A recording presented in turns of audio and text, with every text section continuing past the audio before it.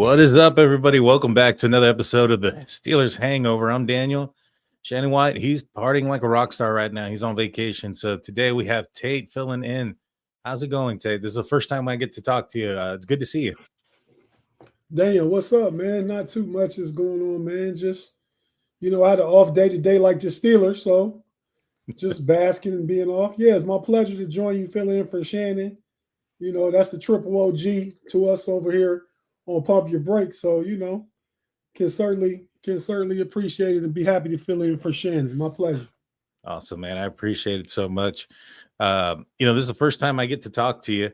Aaron Rodgers he's now been the quarterback for a week in training camp. We've kind of seen what he can do. How's your feelings have been with Aaron Rodgers? Like I said, this is the first time I talked to you, so I don't know how you felt about the acquisition. Has it changed seeing him now on the field? What are your opinions about the quarterback? Well, as far as the Steelers quarterback room goes, at the end of the season last year when we got hammered by the Ravens in that wild card game, I was Russ was no longer the answer at all. So was completely against Russ. I did want to bring back Justin Fields for another year and see what that looked like. See how uh, Arthur Smith could cultivate an offense around him. Mm-hmm. I was looking forward to seeing that. Justin Fields decided to now his decision by itself or the Steelers' unwillingness to pay him the extra money that the Jets did. I mean, if all things were equal, would he pick the Steelers over the Jets? I don't know. But at any rate, he decided to go to the Jets. And at that point, I didn't want to spend big money on any QB that was left because had no interest in Sam Darnold. And Matt Stafford traded for him. You would have been trading a high value asset, a pick, and he's an old guy. So what do? I think Stafford would have been the best potentially available.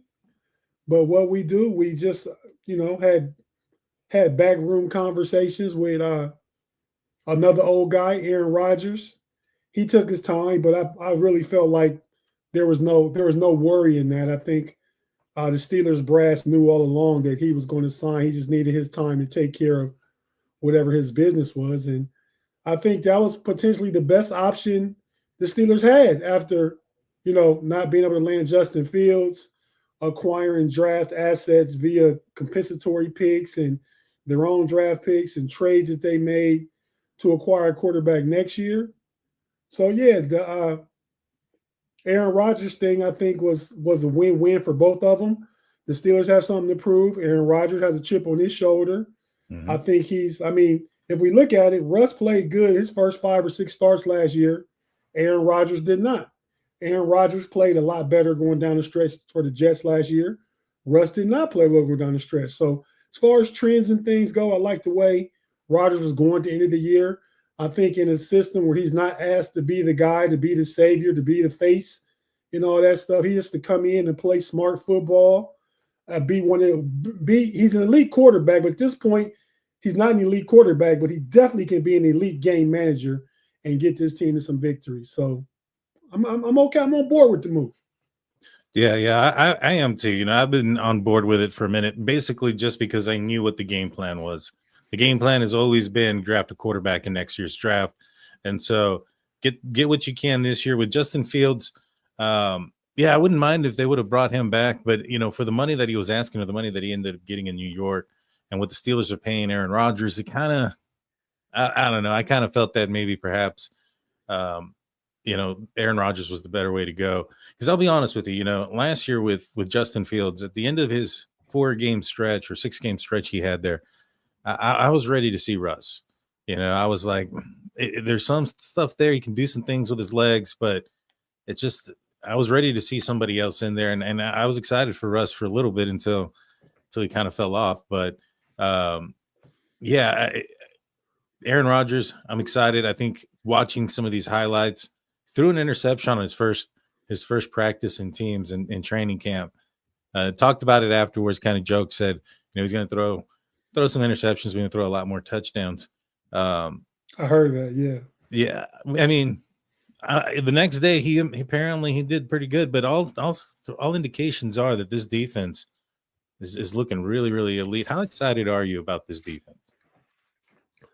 I'm very excited with the defense. I think with the players they have, they've acquired a lot of versatility. Mhm. Darius Slay is versatile. He plays mainly outside, he can play inside. Jalen Ramsey can play all around the secondary. You get Alex Highsmith, you re-sign TJ Watt to his deserving deal. He's the best defensive player in football. He deserved every penny he got. I feel like the Steelers had a negotiated and got on board earlier before they let the Browns do the dumb stuff and give Miles Garrett 40 million. It wouldn't have been that much. So, Mhm. Steelers kind of cost themselves with that one. But no, I think the defense, I think I'm expecting a big year, a big bounce back year for Patrick Queen. Even though he's a Pro Bowler last year, Patrick Queen should have a lot better play ahead of him. The second year jump from Peyton Wilson. I mentioned those guys, both those guys are versatile in the middle. They Mhm. both can sideline to sideline, chase run backers, cover linebackers. The only thing that and you got to give some to get some. I would have liked to have Minka and acquire Ramsey, but you can't have everything you want. So Mhm. I'm really excited about the rookie Derek Harmon. I like the Jack Sawyer pick. I think this defense is going to be a really, really good defense, better than good. I think it's going to be a really, really uh, top five defense. Let's say top five defense easily. I agree with you. I mean, that's kind of where I was going to go with the defense. The defensive line there has really been putting a lot of pressure on the offensive line. And I know pads don't come on until tomorrow. And so once that happens, we'll get a better idea of how these guys are growing as a unit. But thus far, the defensive line has kind of had their way with the offensive line. Roderick Jones has been called out a couple of times from some of the news articles that I've read, saying that he's allowed quite a bit of pressure and he's struggling a little bit. Zach Frazier had a couple of botched snaps. Sayamalu hasn't participated due to a soft tissue issue. Are you getting any concerns yet on the offensive line for you? I don't have any concerns or takes on the offensive line until pads go on. There you go. Not even Broderick Jones getting beat by some quick TJ Watt moves or Alex Highsmith moves on ones unpadded. When Broderick Jones, I think, is able to use his athleticism and his physicality and get hands on somebody and be physical. If he struggles, then we got a problem. But as of right now, today, before pads go on, I don't have any issues. I think Zach Frazier, the snap issues, and I heard he hasn't dealt with it, but you really can't grade offensive or defensive lineman until the pads go on. But the snap things he has to work on. Him and Aaron Rodgers, I think, is some of that newness. The Steelers had two quarterbacks last year, new quarter, so this is his third quarterback he's worked with.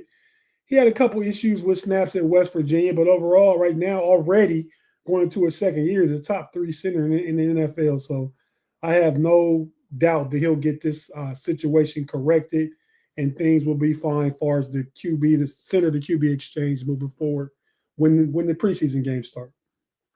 Yeah, I hope so. I know that he had some issues last year with Justin Fields, not so much with Russell Wilson. So I think a lot of people kind of looked in the direction that was probably Justin Fields. The snaps that he was having issues, I think, were in shotgun. I think he put one in the ground and went over his head. Which, yeah, he had some issues apparently in college and some big moments. Hopefully, he can overcome those things. He's a second-year player. I anticipate him playing a lot in preseason. I anticipate a lot of this young offensive line to be participating in preseason. Defensive line, I expect Harmon, Wyatt Black, Loudermilk, not so much Highsmith and TJ Watt, but I expect the other guys or Cam Hayward. I expect the other guys to get a lot of playing time, build up that chemistry. But yeah, you're absolutely right. When it comes to the trenches, it's hard to evaluate the trenches without the pads, which happen tomorrow. Um, back on backers is one of the more um, most wanted to see or viewed parts of training camp for those that have been there. Who do you think is Tomlin going to have Caleb Johnson go up and during back on backers? I envision, and like you're saying, the word you probably was looking for is anticipated. 'Cause I'm There highly you go. Yes. anticipating the matchup between Caleb Johnson. I think he'll initially go up against one or two people. They won't give him a starter right away. I expect it to be Cole Holcomb or Mark Robinson. Hmm. Hmm. Yeah, I can see that. I can see that. I can even see him against Peyton Wilson. Yeah, I can see that. I mean, Two speedy guys. Payne's a little bit smaller. Jalen Warren and Patrick Queen, I think, is going to be a good matchup. I think we're going to hear about those. I'm excited for the pads. Which drill do you think is one that you'd, if you were going to training camp, that you'd be looking forward to see? oh, I had to bring my Steeler lawn chair and be front and center right there as close as I can get to the backs on backers. I mean, there's no doubt. I mean, some of the coverage drills be interesting to see what Jalen Ramsey and Joey Porter Jr. are doing against DK Metcalf. I mean, I would be interested in that, but first I have to start. I mean, the game of football is predicated on physicality. So first I have to get my feel of the physicality, and then I'll be able to go over and watch the highly skilled guys cover each other, match up against each other. Yeah, no, I'm with you on that one. I've been to training camp one time, and it's kind of hard, to be honest with you. I don't know if you've been out there, but you have so many things going on at the same time on different parts of 2 different or 3 different fields sometimes. And so you'll have back on backers going on, and then you'll have, some of the coverage stuff happening at the same time. And nobody announces anything. They just go, they just show up there. They just start doing it. You know what I mean? And Right. so it's a little bit hard to navigate there. I've only been there once. I want to go back. I was hoping to go back this year, but I think it's not going to happen. Have you been to training camp in person? I've never been to an in-person training camp, no. Yeah, But I I'm not. have interest in going, but no, I haven't been to one as of yet. Yeah, the Friday Night Lights is probably the one thing that I would go to during this training camp, given the fact that Tomlin has had training camp going on at the hottest part of the day. I think the Friday Night Lights is probably the one I'd be most interested in. What do you think about that? Hottest part of the day. I don't think you're anticipating a very warm fall this year in Pittsburgh, but what do you think about working them out at this time of day?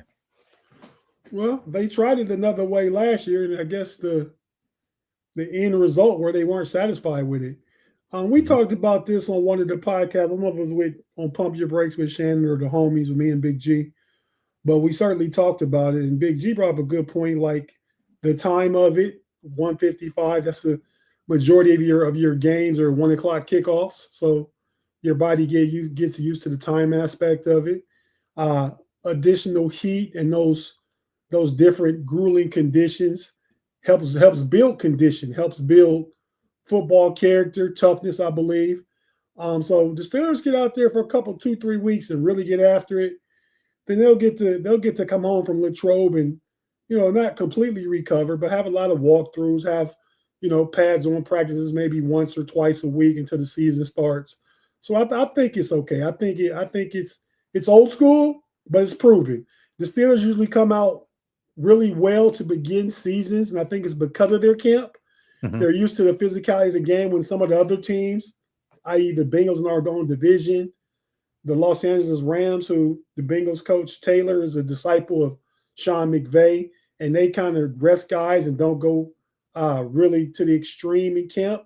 And it takes them a while to build up to the season.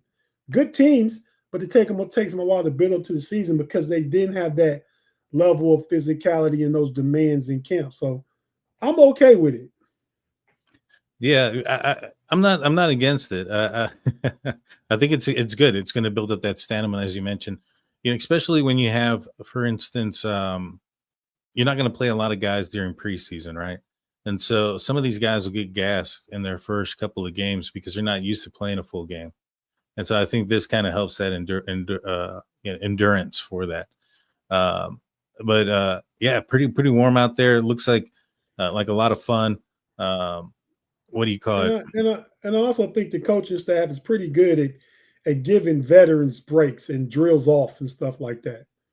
I mean, so like Cam Hayward's not doing a whole bunch out there. He's doing some stuff. Star players, TJ Watt, they're not doing everything. A lot of the young guys and a lot of the guys trying to feel the rest of the 53 are doing. Yeah. No, I agree. And I think also you just because it's a destination camp, there's not very many teams that do that. That just builds up the camaraderie.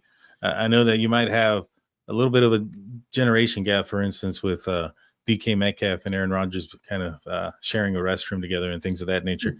That was a funny story, but I think DK also mentioned another thing that Aaron walked in on, I guess, on his side while he was playing games, and again, and DK thought he was going to play, join him, and he's like, he just turned around and left. That's funny. Turned around, walked away. Yeah, I saw that one too. Oh man, but I mean, I will say that bathroom has been the bathroom forever, so they should be able to understand that even if they don't get along, the bathroom things don't change.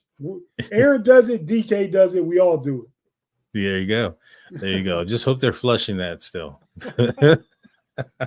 Well, yeah, I heard Aaron say, "Don't flush unless it's number 2. If it's number 2, then you need to flush." But because I guess flushing wakes him. He's a light sleeper. If flushing wakes him up, I'd say.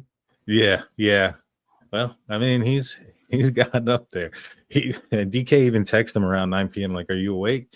I was like, "That's a little early to ask somebody 41 or not. That's still a little early."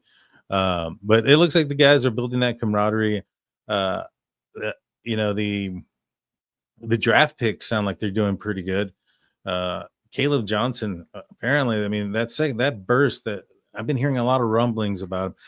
What do you think? How much of a role do you think Caleb Johnson is going to have this year?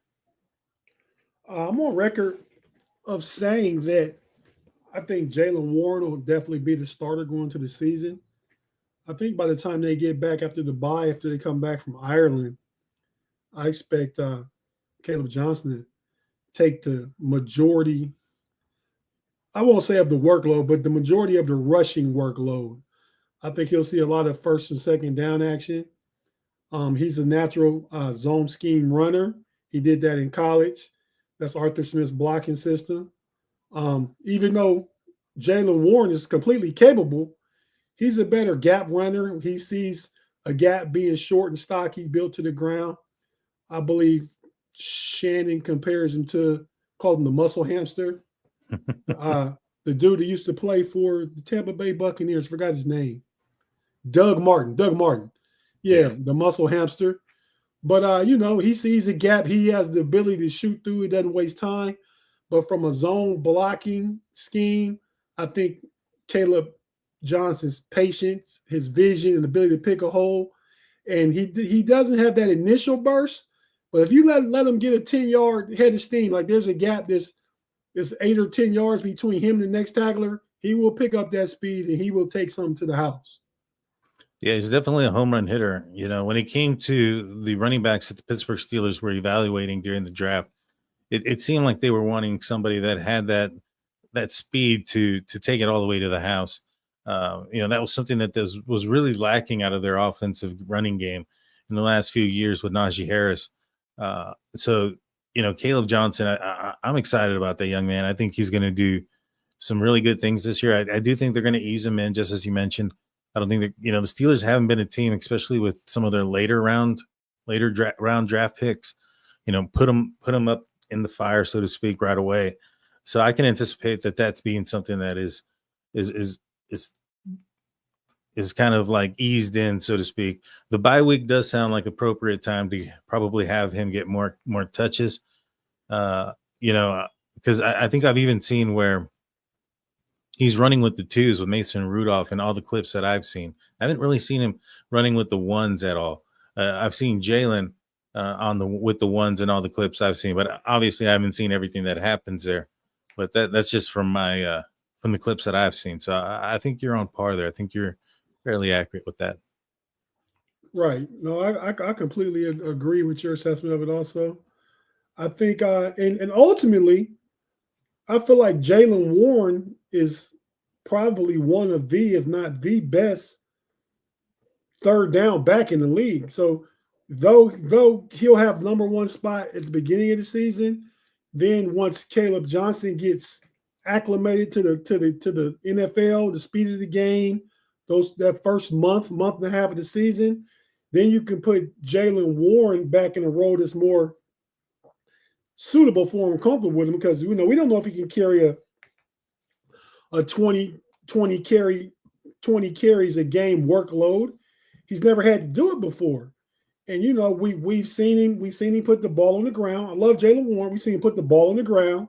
That's true. We've seen him have some different soft tissue injuries and stuff like that. So he's so dynamic. Why put that heavy workload and burden on him when you drafted a workhorse in the 3rd round to be that guy?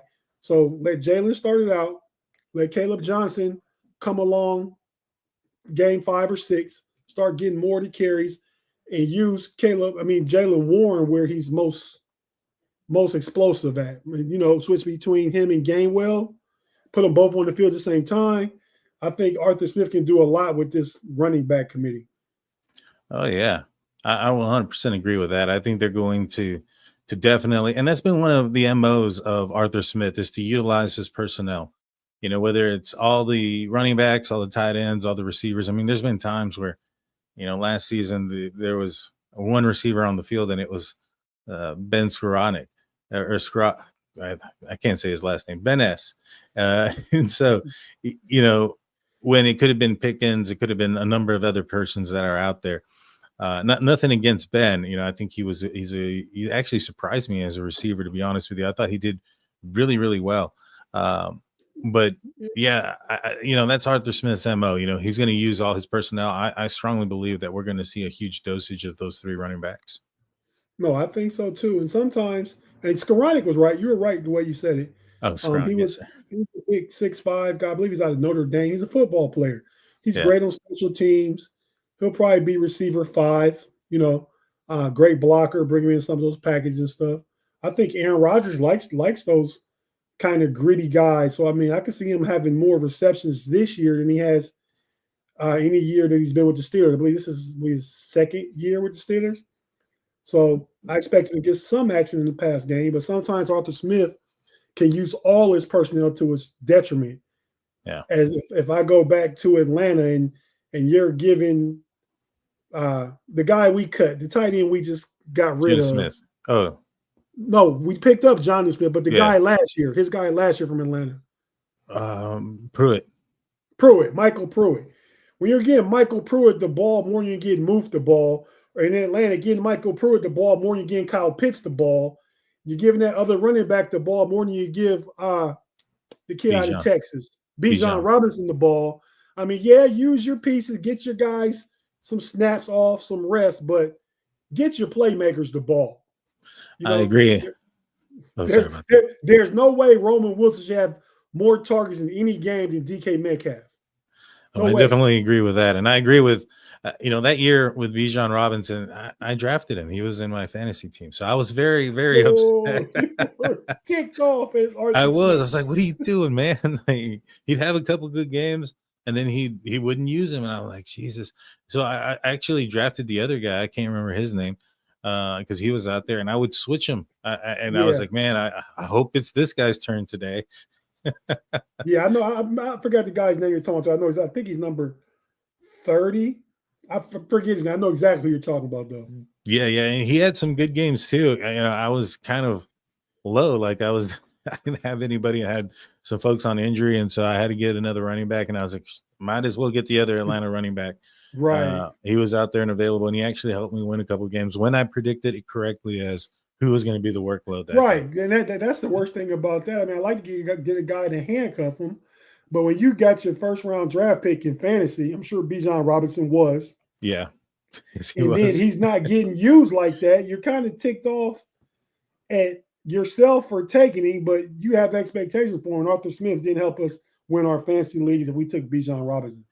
That's true. Yeah. And it was a 1st round pick, a high 1st round pick. I think I was like the 3rd. And so it was. Everybody did it. He was a top 5 pick going into. He probably will be this year also. Yeah. Yeah. You're absolutely right. Well, guys, we're going to take a quick break. When we get back, we're going to talk more about training camp and the pads and everything else. Don't go anywhere. We'll be back after a few words from our sponsors.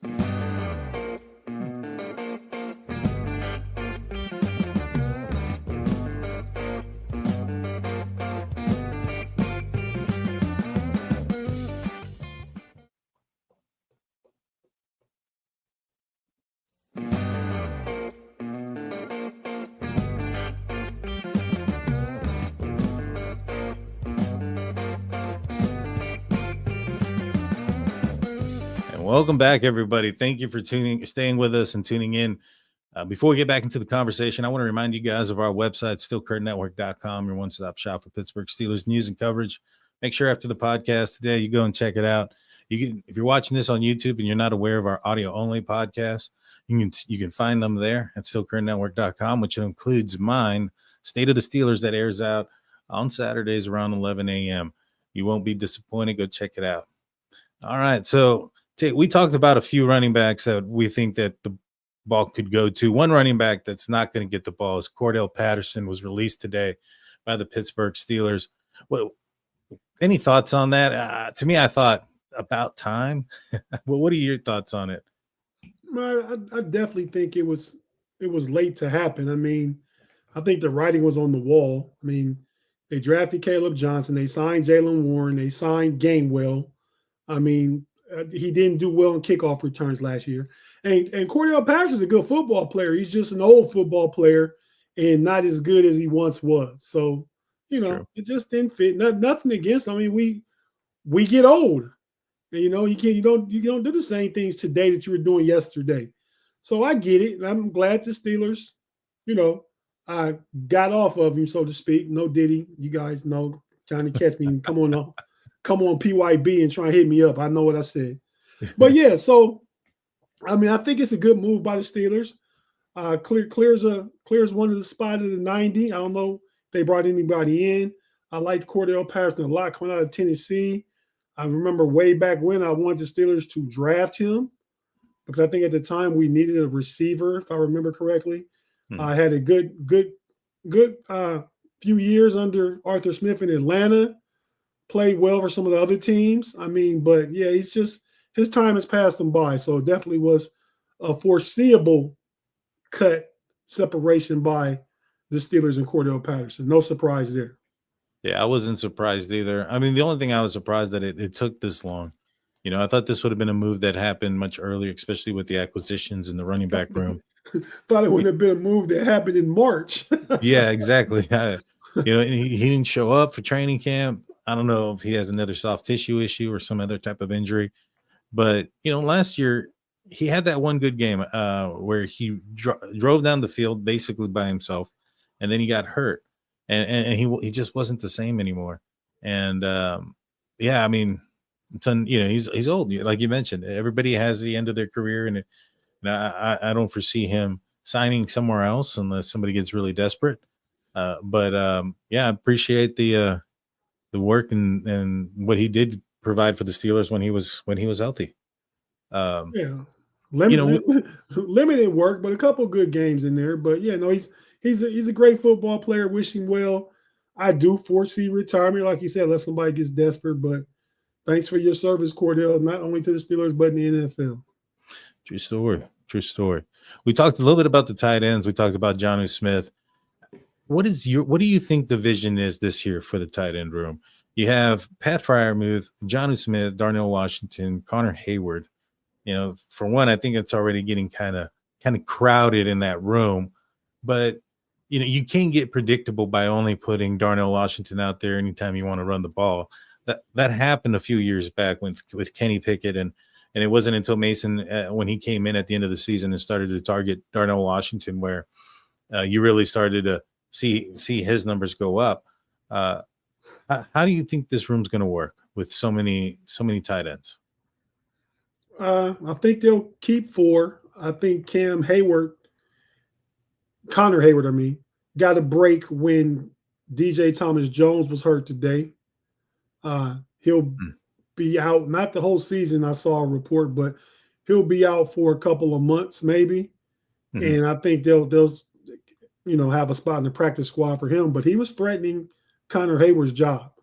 We know we have Muth, Jonnu Smith. I expect them to see targets in the offense because they're both high-paid tight ends. You don't pay that amount of money and don't expect production from it. So I expect them Steelers to run a lot of 12 personnel. It doesn't mean that Jonnu Smith and Pat Freiermuth have been in the field at the same time.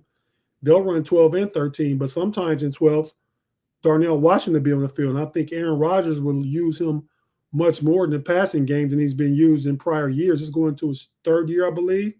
And I think he'll see more targets this year than he has, just like we said about Skoranek, just because Aaron Rodgers is a quarterback that can read the field, takes advantage of mismatches, creates mismatches. So I expect a lot of motion. I expect a lot of 12 and 13 personnel. I think the only wide receiver that stays on the field at all times is DK Metcalf.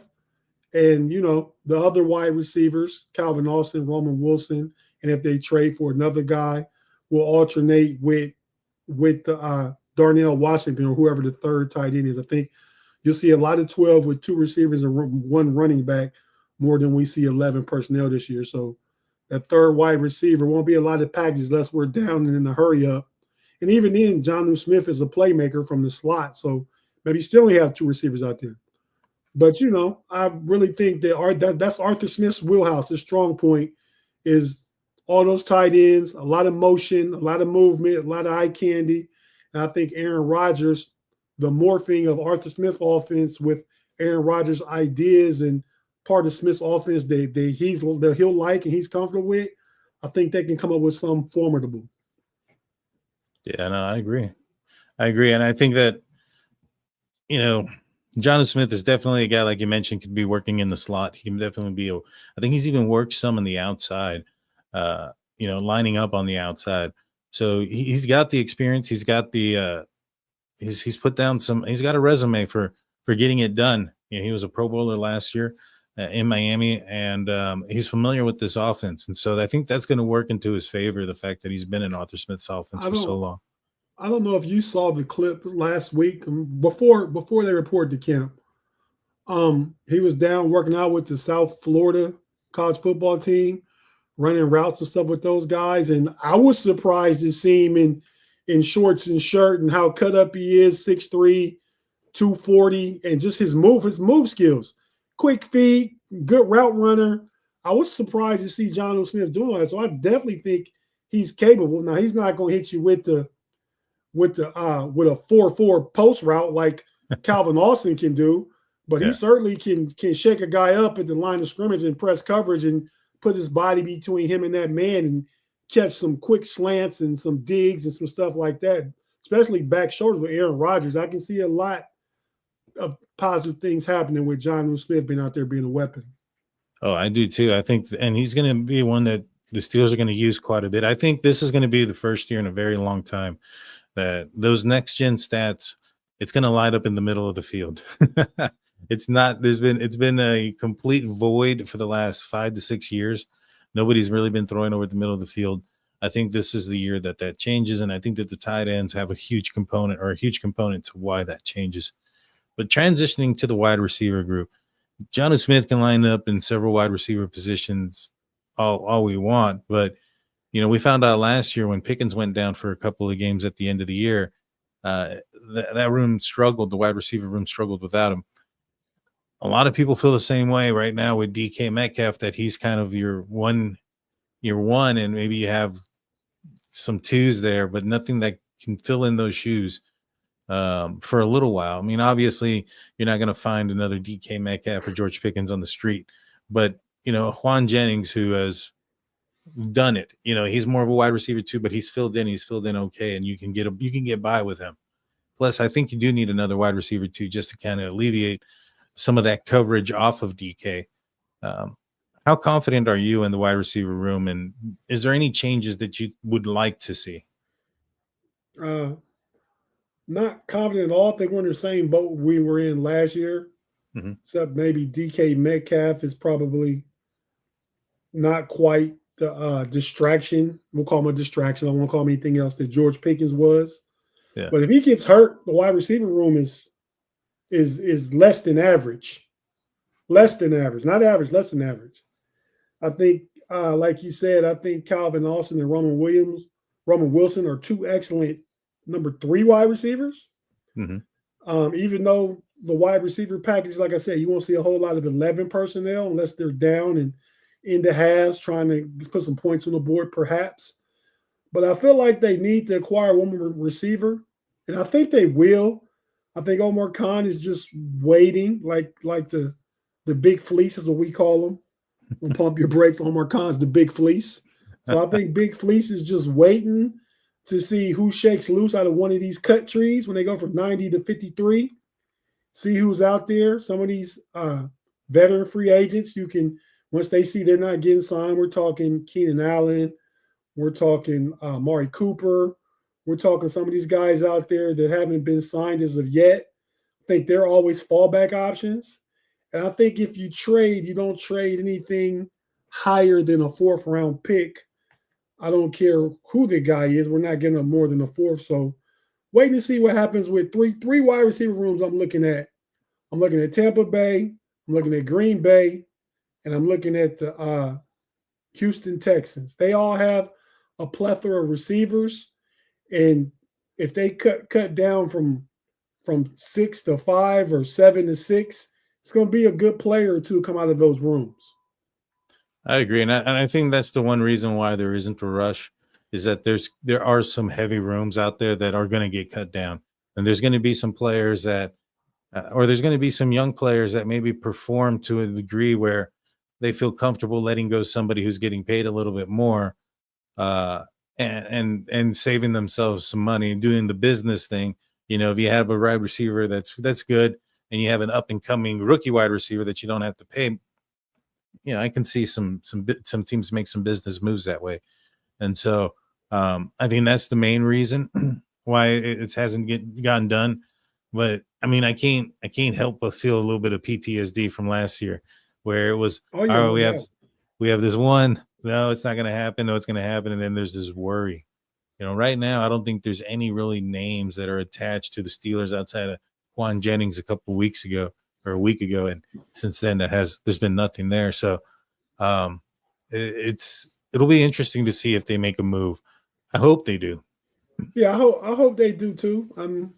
I think it's necessary. The Steelers need another big body wide receiver, 6 foot, 205 to 215, a big body they can block, capable in the blocking game. Jawan Jennings would be perfect. I think they'd have to pay him if they acquire him, because he wants a new contract, but they can afford it right now. They have a cap space.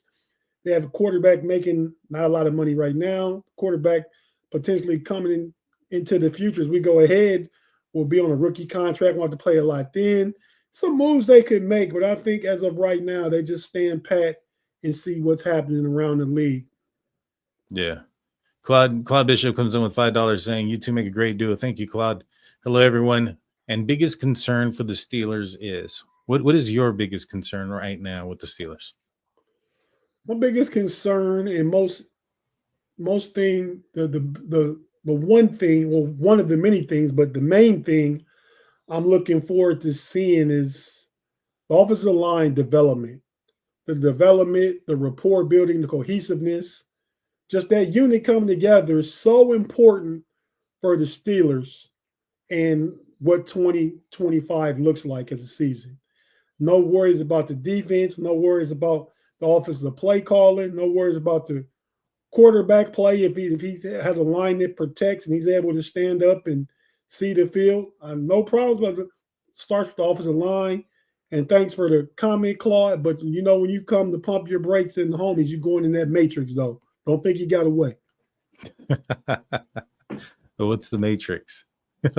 Claude is known to say crazy stuff in the live chat, and he super chats. But every time Claude typically says something, we have a graphic we put up. You go into the matrix, like the crazy world. Oh, okay. Claude knows what it is. Yeah. Well, it's good to see you, Claude. It's good to see you, my man. Yeah, I agree. For me, the biggest concern was Broderick Jones, and it's three parts of the offensive line. You have Broderick Jones, and you have Isaac Seumalo, who's hurt right now. I'm hoping he can come back. You know, he didn't have the best year last year because, in my opinion, he had the pec injury, and I think that affected him throughout the season. And so I was hoping to have him have a bounce back year. He's a little bit older now. And McCormick, I want to see that second year jump. You know, he has to take that step if the Steelers want to be a successful team, especially protecting Aaron Rodgers. I know that there's been a couple of reports out there about Zach Frazier and his snaps, but I'm not too concerned about Zach Frazier. I think he's going to get that down, and I think he's going to be all right. I think right now he's got a big boy in front of him in Derek Harmon, who's causing some havoc for him, and it's good in my opinion because this is the iron sharpening iron type of thing that's going to be happening there. Hey Uh, Daniel, and especially in the drills as he is out of pads, because Derek Harmon is 6'4", 6'5", Zach Frazier 6 foot. yeah, So I mean, if I can't lean into you, put hands on you, put my shoulders in your midsection, you're going to deflect passes. You're going to cause havoc. So, like I was saying about the O-line earlier, I don't have any reservations about it. So I see guys in pads. We'll see that starting tomorrow. yeah, exactly. And so I'm excited about the offensive line, but I'm a little bit concerned about Broderick. He didn't have the best year last year on the right side. Now I get he's transitioned on the left. He's lost some weight, so he's going to pick up some of that speed that he had. And I think one of the reasons that made him a really good prospect coming out of Georgia and a number one a first round draft pick for the Steelers was because of his athletic ability. And in my opinion, the Steelers have always liked offensive linemen that can move. They like to put them out in the open space, like to do some screens and things of that nature, and pull the tackles and the guards. Sometimes they may pull at the same time. I don't think that was on purpose, but I've seen where Dan Moore and Broderick pull at the same time. So that just kind of tells you that they've worked with both and all of the linemen as far as pulling goes. So I'm excited to see what they have with the pads. Let's see. Claude Bishop says O-line and coaching staff for me. Well, any concerns about the coaching staff? I mean, it's a great point that Claude brings up because, we've had a lot of different coaching staffs. We've had a lot of different offensive coordinators. And, outside of the head coach, we've had a lot of different offensive coordinators. And it's kind of been the same thing. Throws to the outside, run, punt, run, pass, punt. Do you think that there's any concern with the coaching staff for you? I don't have concern, but people will call me a Mike Tomlin apologist, a Mike Tomlin defender. Uh-huh. I think our expectations as Steeler fans are typically through the roof because what we're used to as an organization. I think Mike Tomlin has won and had winning seasons and average 500 seasons with less. Now, there are those times they lose 2 or 3 games in a row, like a couple of years ago, they lost to the Patriots, the Colts, and the Cardinals back to back. There are those instances where they drop games they should win, but they always play great in games that you don't count them in. I think that's a sign of good coaching.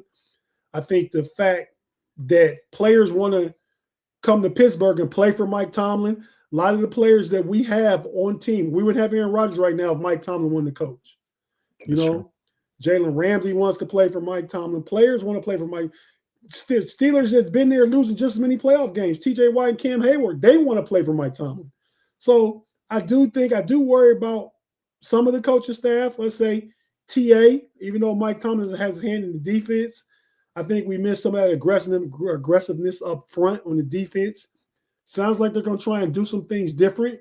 I blame Mike Tomlin for I don't think he has had the playmakers on the offensive side of the ball since Big Ben was at his prime and Le'Veon Bell left and Antonio Brown left out in his mink coat and didn't play the last game and was it 2018 or something like that. Mm-hmm. Steelers, we were playing with Mason Rudolph, Duck Hodges, Mitch Trubisky. I mean, let's look at that. So he plays a safe brand of football to keep the game close and try and steal games because he knows he's playing with a talent deficiency on the offensive side of the ball. So, I mean, that's all part of it too. I think we need to see, and he's done good with like Zach Frazier. I think Zach Frazier's plug and play. He did well with Dan Moore, a 4th-round draft. Talking about Pat Meyer. I think Pat Meyer has talent in the room now. 2 first-round picks in Fautano and Jones going back to his regular position. Zach Frazier, a 2nd-round pick. I'll give him credit for that. But Zach Frazier was already good, I think. Is a top 3 to 5 center in NFL right now. Ciamalo's a gritty veteran. And I'm expecting a jump from McCormick. He looks good. I'm going off just how he looks. He's worked on his physique and his tone and his, I think he's lost a little bit of weight. So I'm looking forward to seeing what McCormick does. But I think that, they made some changes. They brought in Gerald Alexander, the coach of DBs. DBs seem to love him. He has a really good room back there. They changed the inside linebackers coach. The defensive line coach, that is who is that? You remember who the defensive line coach? I can't think of his name, but he's been around a while. So Isn't it Terrell Austin? That's the defensive coordinator. I'm talking about that's D-line right. coach. That's right. D-line. Oh man, I can't remember. Yeah, but at any rate, I mean, so I think Arthur Smith is a good coordinator. I think when he gets to don't have to switch between quarterbacks, he developed the offense for Russell Wilson last year, and then had to go to Justin Fields, who was not capable of doing the same thing Russell Wilson could do in the pass game. Even though I like Justin Fields, Carl Dunbar, yeah. Carl Dunbar has been there for years. That D-line does a good job when he has talent on it. I think he'll get the most out of Derek Harmon. We see what Cam Hayward's done. Been playing for Carl Dunbar for a long time. Keanu Benton's going to, I believe, step up. He looks like a chiseled monster out there. I mean, so, there can be some positional coaching concerns, but I have no concerns about the head man. And I think that Terrell Austin needs to do something really, really good with this defense. And I think Arthur Smith in his second year with a lot of his play calls and one quarterback and some more talent on the offensive side, they'll be okay. But his other concern was, he said, coaching and what did Claude say? He said coaching and the O-line. Oh yeah, the O-line is definitely one. Not because they don't have the talent, but because we need to see them develop cohesiveness and rapport. And like Daniel said earlier, just being at camp together and building that rapport and talking and being in the dorms together and stuff like that. I'm sure they're all in close confines, probably all of them collectively some type of roommate. So I really expect to jump in offensive production this year. I think the Steelers averaged were a little slightly above middle of the pack last year in offensive production because they fell off those last 5 games. But I expect them to be a top 12 offense this year. Yeah, I'm definitely hoping they're a top 12. I think they have the potential to be a top 12. Just kind of going with the coaching. The only thing that I'm worried about when it comes to coaching is the predictability that the offense has been in and the avoidance of the middle of the field. Those two things, as far as throwing the ball, those things are the things that need to change. On defense, the part that kind of concerns me is the fact that the defense has been running a vanilla defense for some time now. Hardly any blitzing, really dependent on their top 4 guys and applying pressure. And at least this year, it seems like they're doing some things differently. I think we've heard about TJ Watt and Alex Highsmith moving around on both sides, switching, flipping, and even lining up in the interior of the defensive line. I'm excited for that. The interception that Aaron Rodgers threw on his first pass to Patrick Queen, it was intended for DK Metcalf, and it was like a cutback or comeback. And what ended up happening is he put a receiver in motion, and I believe it was Jalen Ramsey who ran across the field with the receiver that was in motion. And at the snap of the ball, he just dropped back. He made it seem like it was man, but it was zone. And they were able to trick Aaron Rodgers on his first play there. Those are the type of things that I've been excited to see, and I've been wanting to see out of this defense all last year. And maybe it's because they had some players like Beanie Bishop who were undrafted rookies that maybe didn't grasp the full playbook or understanding of where they're supposed to be at it many times, but they played very vanilla. And I think that if they can get away from that and from what we're seeing so far, if they can continue some more stuff like that, I think they're going to be really good. No, I completely agree with you. I think the problems of last year and the previous years are being addressed. I think you're seeing a more aggressive defense.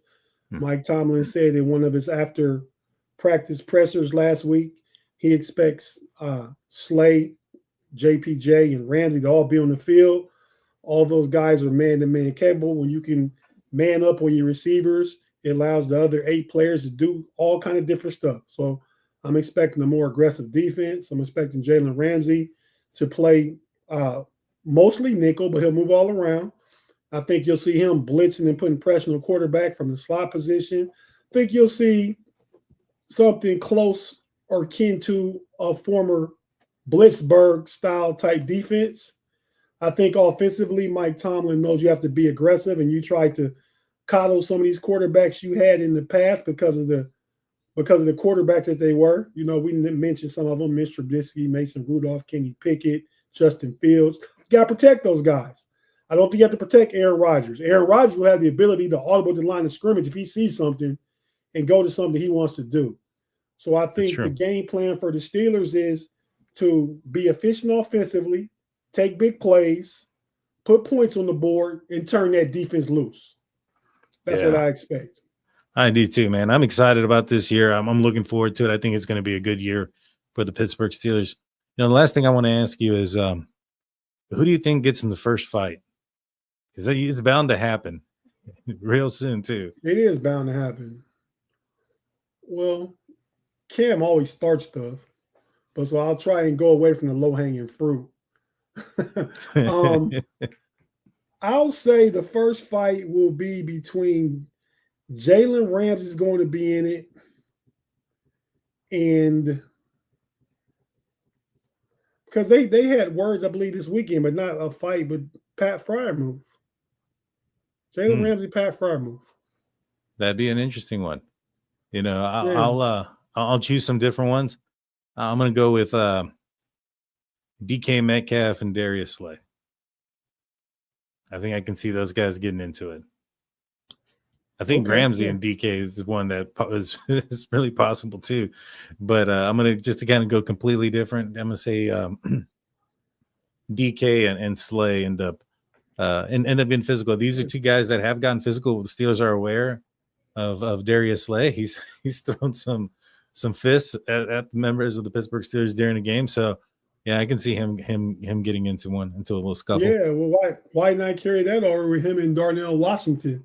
Oh yeah, they were into it actually the game in Philly last year. So exactly, I don't know, but it's going to be fights. I mean, the over under fights the rest of camp at 5.5. Would you go over or under?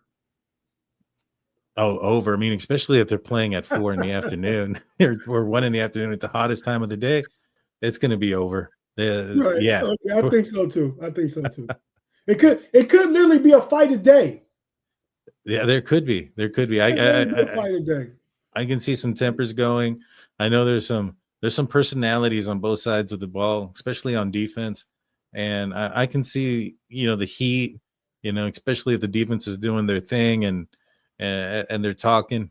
Yeah, I can definitely see this. I certainly agree. We'll take anything you want to plug, anything you got going on the rest of the week. I know you have the know-it-alls and Pump Your Brakes. Anything else you want to plug in or just those? Yeah, real quick. Wednesdays, Pump Your Brake. It's typically myself, Shannon, and Big G on Wednesday nights. Before that, on the know-it-alls channel, Big G and Kirby from Black and Gold Standard on the know-it-alls channel do Smash the Gas from 7:15 to 8. Then we jump over to Steel Curtain Network and do to Pump Your Brakes. That's Wednesday night. Friday nights, we have the Homies podcast. Myself, B Dirt and Pay. We talk about AFC North football. Some nights we have Homies Overtime right after that. And then Sundays, we have the Know It All podcast with Big G, myself, and Mod. Check them all out. Tune in. Find that on YouTube or on Fans First Sports Network. Just search Fans First Sports Network, Steel Curtain Network, whatever podcast it is, and you'll find us. Thanks, man. That's awesome. I'm gonna be checking you guys out. Also, I tune in, especially on the Pump Your Brake stuff, because Shannon, my co-host, he's on there as well. Or is it the Homies? He's on the Homies, right? No. Pump Your Brakes on Wednesday. Pump Your Brakes. Yeah. Mm-hmm. So I'll tune in a couple of times. Good stuff, man. You guys put out some good content all across the board. You guys make sure. Yes, sir. You guys make sure you go and check them out. For Tate, I'm Daniel. We'll see you guys tomorrow on Steel Curtain Network. It's going to be the Big Brosco Show with Dave Schofield and Big Bro. You don't want to miss it. Like, comment, subscribe. You guys know what to do. Peace.